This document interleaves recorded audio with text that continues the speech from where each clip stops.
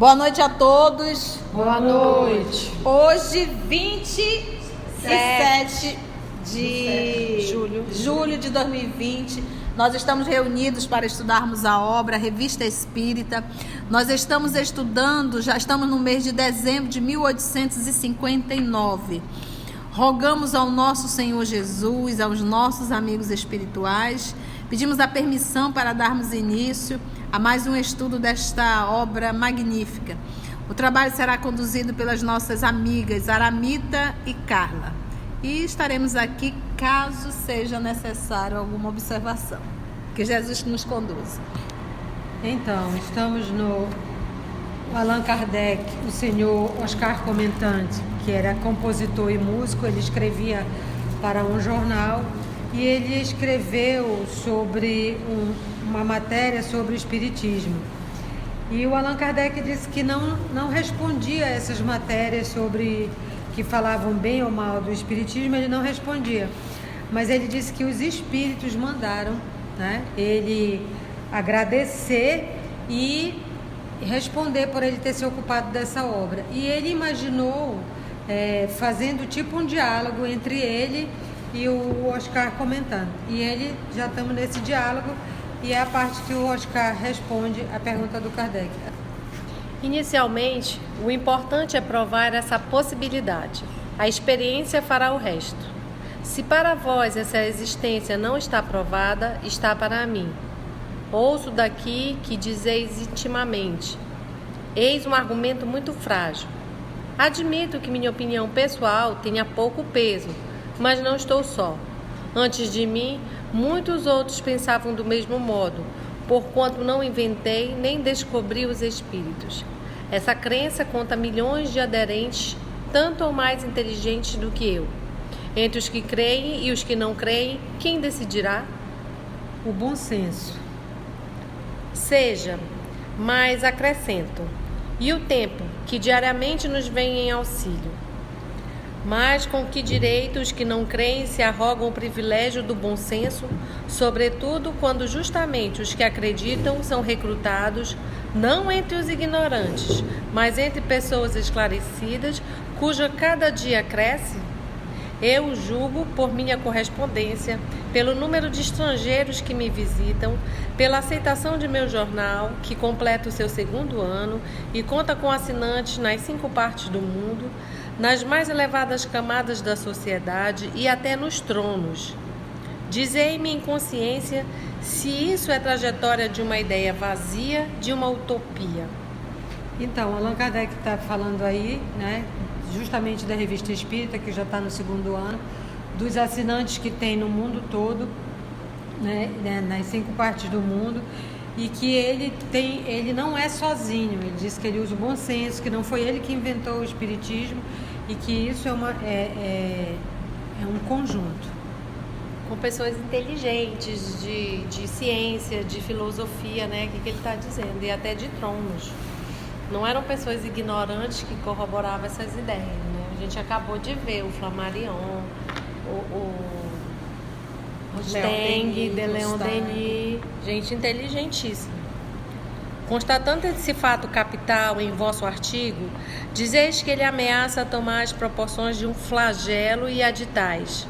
Já não lhe dava a espécie humana, ó bom Deus, com futilidade suficiente para lhe perturbar a razão, antes mesmo que essa nova doutrina viesse a apoderar-se de nosso próprio cérebro? Parece que não apreciais as doutrinas. Cada um tem o seu gosto. Nem todos gostam das mesmas coisas. Direi apenas que não sei a que papel intelectual o homem seria reduzido se desde que se acha na Terra não tivessem surgido doutrinas que, fazendo-o refletir, o tirassem do estado passivo do bruto. Sem dúvida, há boas e más, justas e falsas, mas foi para discerni-las que Deus nos deu a razão.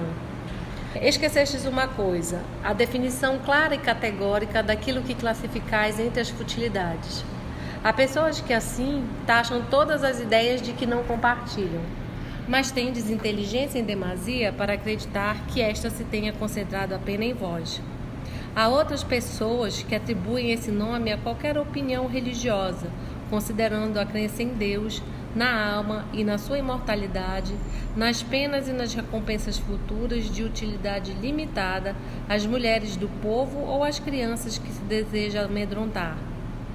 Não conheço vossa opinião a respeito, contudo, pelos juízos que emitistes, algumas pessoas poderiam inferir que aceitais um pouco essas ideias. Quer as partilheis ou não, toma a liberdade de dizer, como muitos outros, que nelas estaria o verdadeiro flagelo, caso se propagassem. Com o materialismo, que é a crença de que morremos como animais, que depois de nós será o nada, o bem não terá nenhuma razão de ser, os laços sociais nenhuma consistência. É a sanção do egoísmo. A lei plena será o único freio a impedir o homem de viver à custa de outrem. Se fosse assim, com que direito puniríamos o homem que mata o semelhante para apoderar-se de seus bens? Porque é um mal, direi vós. Mas por que esse mal? Ele vos responderá: depois de mim não há nada, tudo se acaba, nada tenho a temer. Quero viver aqui o melhor possível e para isso tomarei dos que tenho. Quem me proíbe? Vossa lei? Vossa lei terá razão se for mais forte, isto é, se me pegar. Mas se eu for mais astucioso, se lhe escapar, a razão estará comigo. Então ele leu uma parte do que ele escreve, que ele disse que a doutrina espírita é uma futilidade, que pode, ele fala, né? Ó Deus, futilidade suficiente para perturbar a razão.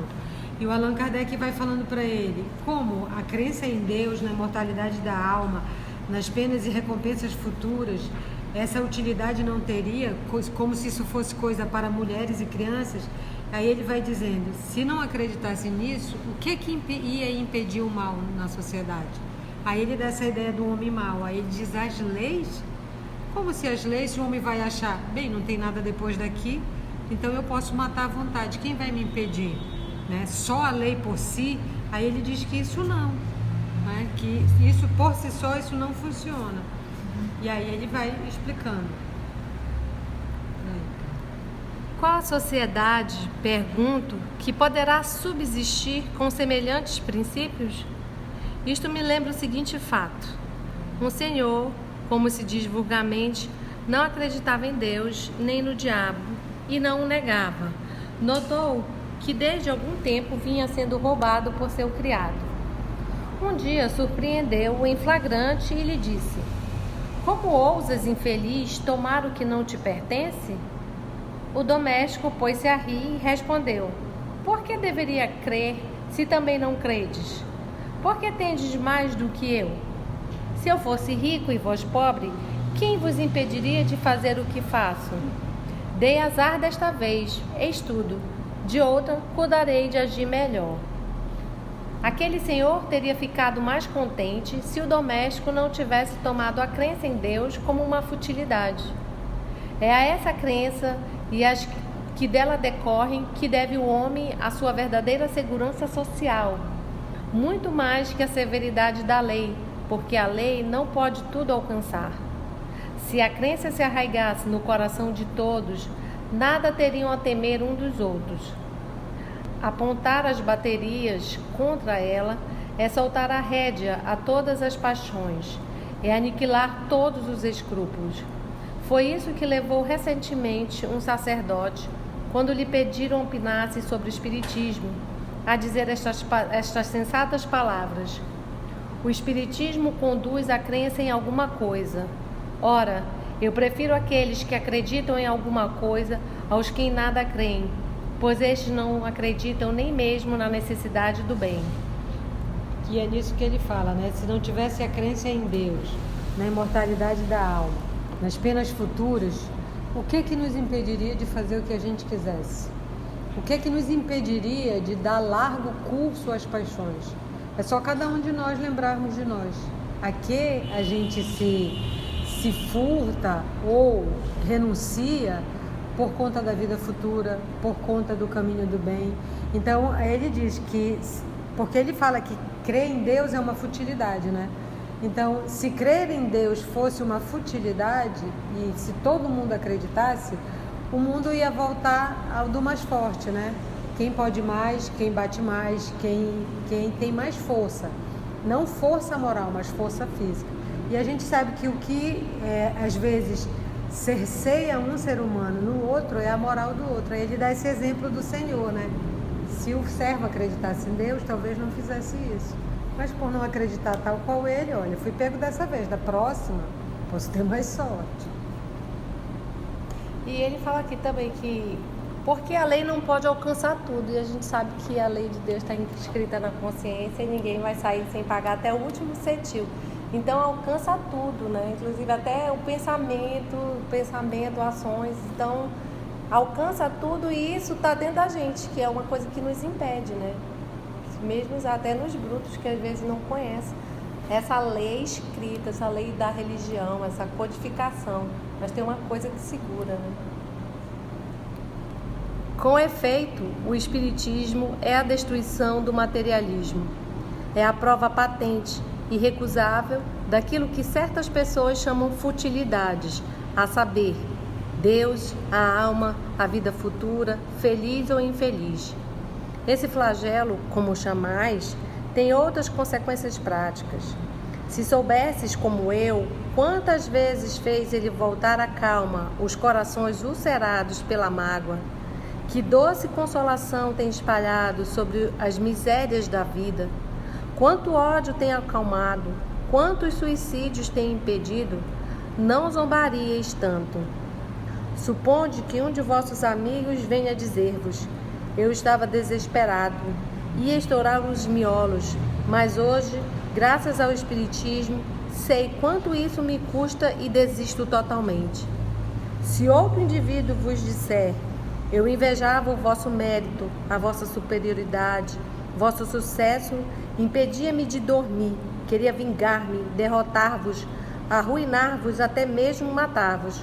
Confesso que correstes grandes perigos. Hoje, porém, que sou espírita, compreendo tudo quanto esses sentimentos têm de ignóbil e os abjuro. E em vez de vos fazer mal, venho prestar-vos um serviço. Provavelmente diríeis: ótimo, ainda bem que existe algo de bom nessa loucura. E realmente quantas pessoas, e até o enfrentar, não precisa ser coisas grandiosas, né? Como ele fala do suicídio ou de roubar e matar, mas quantas pessoas enfrentam o seu dia a dia com dificuldade, com resignação, porque sabe que a vida não é só aqui, né? Porque sabe que tem outra coisa mais, né? Que Jesus já disse: meu reino não é desse mundo, mas eu posso começar a implantar esse reino desde que eu comece a mudar as minhas atitudes, a minha forma de caminhar e de ver as coisas. Eu achei tão legal, estava relendo a Libertação, né, para o estudo, e aí, como ele diz, né, as coisas mais sublimes, as energias mais sublimes entram pelo cérebro e pelo coração. Então, quanto estudo, quanta coisa boa, e a gente mesmo sabe, Duncan escreveu para ele, né, que ia pular da ponte e encontrou um exemplar do Evangelho, do Livro dos Espíritos, e começou a ler, e daí ele desistiu, né? Então, e até, vamos dizer assim, por conta matemática, sem falar em outra vida, em coisas, só em conta matemática, geralmente as pessoas que se suicidam são pessoas que são produtivas, né? Tem uma vida produtiva, tem uma família, quantos desdobramentos não impediu? E é isso ele vai falando pro Oscar. O que estou dizendo, Senhor, não visa convencer-vos nem vos induzir às minhas ideias. Tendes convicções que vos satisfazem e que para vós resolvem todas as questões do futuro. É, pois, muito natural que as conserveis. Mas me apresentais aos vossos leitores como o propagador de um flagelo. Eu tinha que lhes mostrar que seria desejável que todos os flagelos não fizessem maior mal, a começar pelo materialismo, de modo que conto com a vossa imparcialidade para lhes transmitir minha resposta. Mas direis: não sou materialista. Pode-se muito bem não ser materialista e mesmo assim não acreditar na manifestação dos espíritos. De acordo? Então sois espiritualista e não espírita. Se me equivoquei quanto à vossa maneira de ver, é porque tomei ao pé da letra a profissão de fé colocada no fim do vosso artigo. Dizeis: creio em duas coisas: no amor dos homens por tudo que é maravilhoso, ainda que esse maravilhoso seja absurdo, e no editor que me vendeu o fragmento da sonata ditada pelo espírito de Mozart ao preço de 2 francos. Esse que vendeu a sonata de Mozart, do espírito de Mozart, a preço de 2 francos, ele comprou e foi um que tinha ido na sociedade espírita e levou e tocaram, fizeram. Lembra daquela experiência? Sim. Tocaram e eles disseram: isso parece de Mozart, mas eles não disseram quem tinha composto. Aí disseram: foi mediúnico. Aí ele comprou e vendiam, né? Tiravam cópias e vendiam. E aí ele faz esse comentário, que é um comentário que foi irônico, né? Que foi o que o comentário falou lá no texto dele. Se toda a vossa crença se resume nisso, tudo bem. A mim parece a prima irmã do ceticismo. Mas aposto que credes em algo mais do que no senhor Ledoyen, que vos vendeu por 2 francos um fragmento de sonata. Acreditais no produto de vossos artigos, pois presume que, salvo engano, não os ofereceis pelo amor de Deus, como o senhor Ledoyen não oferece os seus livros. Cada um tem o seu ofício. O senhor Ledoyen vende livros. O literato vende prosa e verso. Nosso pobre mundo não se encontra ainda bastante adiantado para que possamos morar, comer e divertir-nos de graça. Talvez um dia os proprietários, os alfaiates, os açougueiros e os padeiros estejam suficientemente esclarecidos para compreenderem que é ignóbil para eles pedir dinheiro. Então, os livreiros e os literatos serão arrastados pelo exemplo. Com tudo isso, não me destes o conselho que me oferecem os espíritos. Eilon, é prudente não nos pronunciarmos muito levianamente sobre aquilo que não conhecemos. Imitemos a sábia reserva do sábio Aragô, a propósito do magnetismo animal. Eu não poderia aprovar o mistério como que se movem os cientistas sérios que hoje vão assistir às experiências do sonambulismo. A dúvida é uma prova de modéstia e raramente prejudica o progresso das ciências. Já não diríamos o mesmo da incredulidade. Aquele que, fora das matemáticas puras, pronuncia a palavra impossível, falta com a prudência. A reserva é um dever, sobretudo quando se trata da organização animal. Notícias sobre baile. Aceitais, etc. Allan Kardec. Então, é que ele começa dizendo que ele só está respondendo, escrevendo essa carta, porque os espíritos mandaram, e aí ele vai fazendo um diálogo entre ele e o comentando. Aí no final ele lembra: mas qual é o recado? Não me destes os conselhos que os espíritos disseram que iam me dar. Aí ele diz que é prudente não se pronunciar sobre aquilo que você não sabe, né? Para não ser leviano. E aí ele diz: quando você não conhece, não fala que é impossível. Então é o recado que os espíritos, e o Kardec só mandou, né? Porque os espíritos mandaram para ele, o pior crítico, escrever. Né? Criticar o que não conhece. Aí ele diz: escreve para ele, porque ele recebia tanta crítica nessa época que ele não respondia. Mas essa em particular, como era um jornal de grande alcance e o comentário era famoso, os espíritos disseram para ele responder, porque isso dava divulgação para o espiritismo. Efeitos da prece. Um de nossos assinantes nos escreve de Lausanne. Lausanne é na Suíça. Há mais de 15 anos professo em grande parte aquilo que vossa ciência espírita ensina hoje. A leitura de vossas obras não faz senão reforçar esta crença. Além disso, traz-me grandes consolações e lança uma viva claridade sobre uma parte que para mim era treva. Embora muito convencido de que minha existência deve ser múltipla, Eu não sabia explicar em que se tornaria meu espírito nesses intervalos.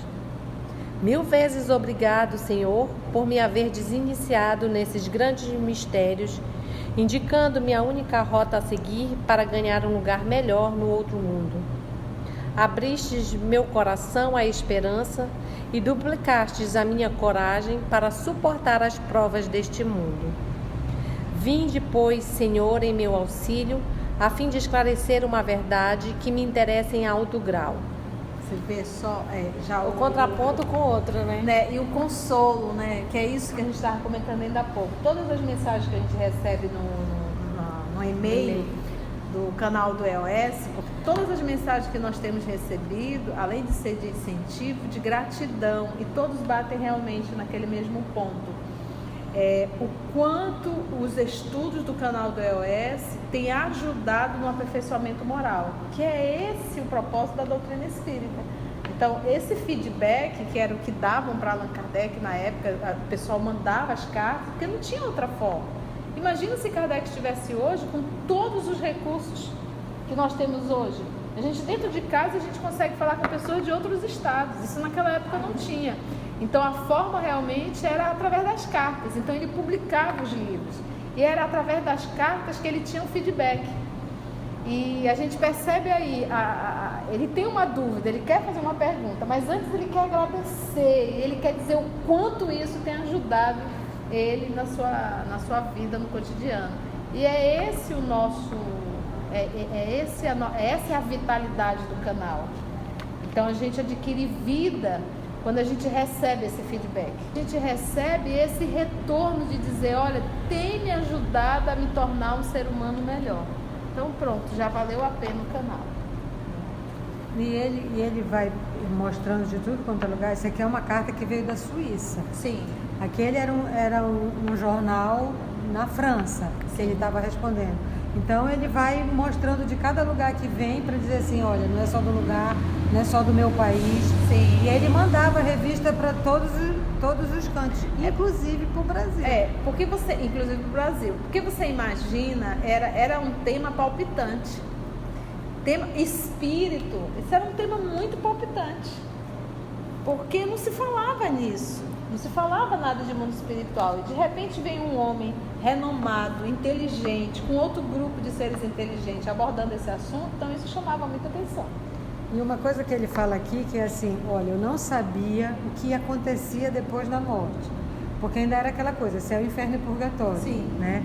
Por isso que ele diz, ele não, as consolações, 1000 vezes obrigado por me haver iniciado nesses grandes mistérios, indicando-me a única rota a seguir para ganhar um lugar melhor no outro mundo. Então, é um direcionamento que assim, olha, não tem punição, não tem aquela coisa que na hora da morte tu te arrepender, tu vai pro céu, né? Pode fazer a besteira que quiser e se arrepender.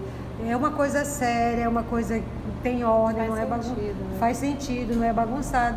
Porque a pessoa que vai estudando, vai vendo e vai dizer assim, não, isso não pode ser assim. E aí ele vai agradecendo e ele vai dizer, agora a pergunta dele. Sou protestante e em nossa igreja jamais se ora pelos mortos, posto que o Evangelho não o ensina.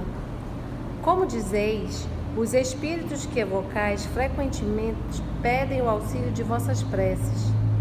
Será porque estejam ainda sob a influência das ideias adquiridas na terra? Ou levará Deus em conta a prece dos vivos para abreviar o sofrimento dos mortos? Essa questão, Senhor, é muito importante para mim e para outros correligionários meus que contrariam alianças católicas. A fim de ter uma resposta satisfatória, creio seria necessário que o espírito de um protestante esclarecido, tal como um dos nossos ministros, se dignasse manifestar-se em companhia de um dos vossos eclesiásticos. A pergunta é dupla. Primeiro, a prece é agradável àqueles por quem se ora? Segundo, é-lhes útil?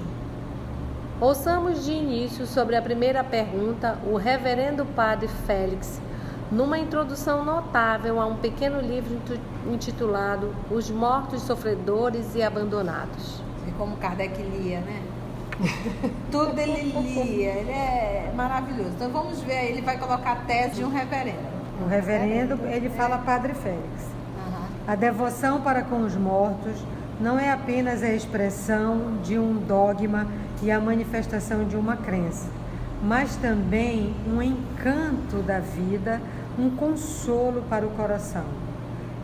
Que há com efeito de mais suave ao coração do que esse culto piedoso que nos liga à memória e ao sofrimento dos mortos? Crer na eficácia da prece e das boas obras para o alívio dos que perdemos, crer que quando os choramos, que essas lágrimas por eles derramamos ainda lhes podem auxiliar, crer finalmente que mesmo nesse mundo invisível que habitam, nosso amor pode ainda visitá-los em seu benefício. Que doce, que suave crença! E nessa crença, que consolação para aqueles que viram a morte entrar em sua casa e feri-los no coração. Se essa crença e esse culto não existissem, o coração humano, pela voz de seus mais nobres instintos, diria a todos que o compreendem que seria necessário inventá-los.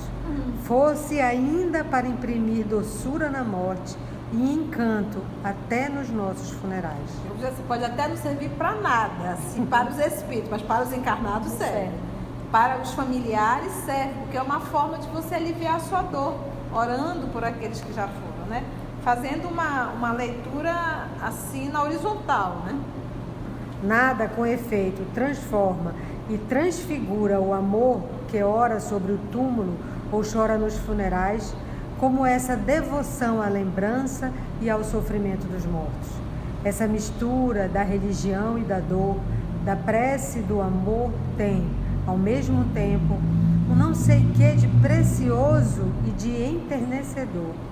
A tristeza que chora torna-se um auxiliar da piedade que ora. Por sua vez, a piedade se torna, para a tristeza, o mais delicioso aroma, e a fé, a esperança e a caridade jamais se associam melhor para honrar a Deus, consolando os homens e fazendo do alívio aos mortos a consolação dos vivos. Alívio aos mortos, consolação aos vivos.